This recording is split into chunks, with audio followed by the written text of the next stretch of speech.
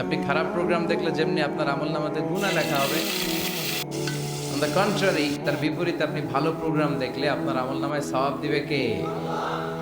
একই ছুরি দিয়ে ডাকাত মানুষ মারে, আর ওই একই ছুরি দিয়ে ডাক্তার অপারেশন করে রোগী বাঁচায়।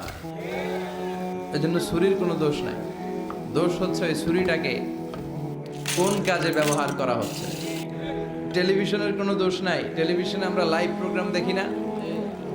কাবা ঘরে কখন কোন সালাত হচ্ছে, যারা তাইফিন তাওয়াফকারী তারা কিভাবে তাওয়াফ করছে, মসজিদে নববীতে ঠিক এই মুহূর্তে কি পরিবেশ, কিরকম মানুষের সমাগম, তার সবগুলো দেখার সুযোগ আছে না নাই? ওখান থেকে যদি আপনি তেলাওয়াত শোনেন, আপনার উপর রহমত নাজিল করবে কে? কিন্তু আপনি যদি অশ্লীল ভিডিও দেখেন, নাচ দেখেন, গান দেখেন, গুনাহ আছে না নাই? তার মানে টিভি দেখাতে কোনো দোষ নাই, দোষ হচ্ছে আপনি কি দেখছেন সেই প্রশ্নে। চিল্লায় বলেন ঠিক কিনা? এজন্য আমাদের যাদের ঘরে টিভি আছে আমরা যেন ভালো ভালো প্রোগ্রামগুলো দেখি।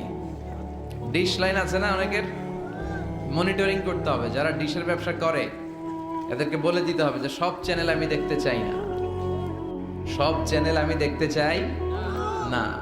টাকা দিয়ে কিনি তাই বলে সব চ্যানেল দেখবে এমনটা নয়।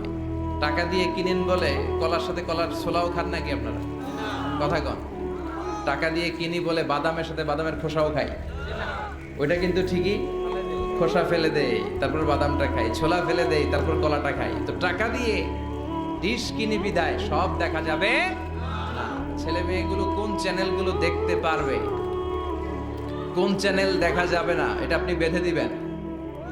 কারণ আপনার জন্য পুরো ফ্যামিলির